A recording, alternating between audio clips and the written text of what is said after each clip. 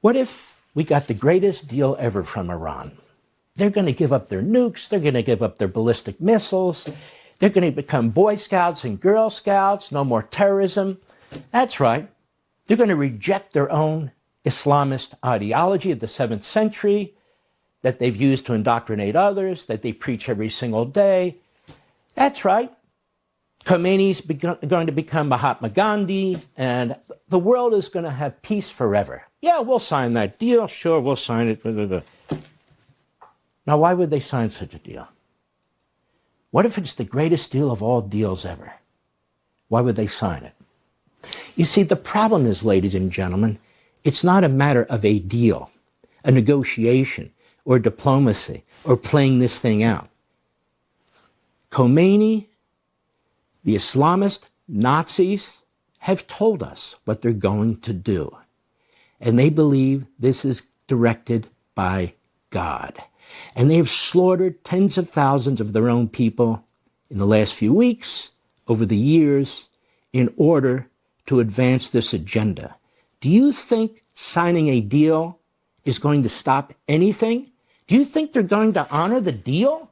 The issue isn't whether we negotiate. The question is, why do we negotiate? The question is, why do we think some deal is going to keep these people under control?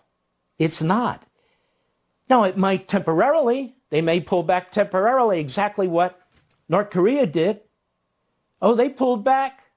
They pulled back for a few years, and then all of a sudden, hey, guess what? We have a few nukes. They will play this game. They look at long ball. And even if they were to pull back during the Trump presidency, that's 3 more years. What about after that? What if we get a Biden or an Obama? Or what if we get some weak Republican? The only president to actually take forceful action against Iran is President today, Donald Trump. What happens when he leaves? Ladies and gentlemen, we cannot, as our generation, leave it to the next generation, our children and grandchildren, to deal with this. We must deal with this. Or they'll have tens of thousands of ballistic missiles. They'll have scores of nuclear warheads, and they will be able to reach our country. And since they've been willing to slaughter their own people by the tens of thousands, you better believe that they will use those nuclear warheads against our children and grandchildren. They're weaker than ever before. They're not going to be this weak ever again. And they do not follow agreements. When we pulled out of that Obama deal in 2018, they immediately began violating the deal that was still in place with Europe. Systematic breaches. Iran intentionally reduced its compliance with the agreement in a phased manner, leading to multiple ongoing violations rather than a single event.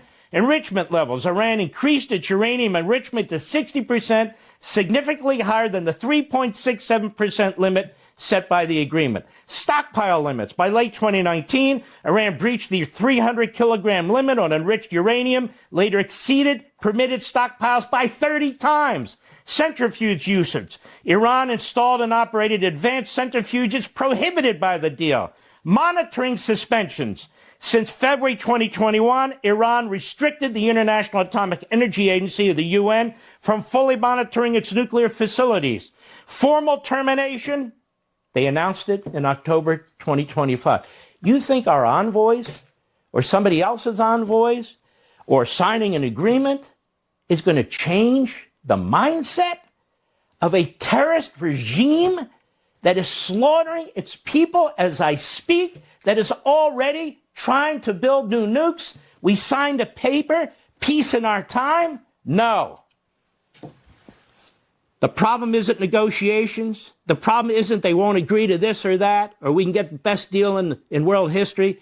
The problem is them.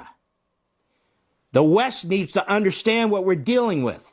For 47 years, I don't know what it's going to take, but we need to comprehend what we're dealing with.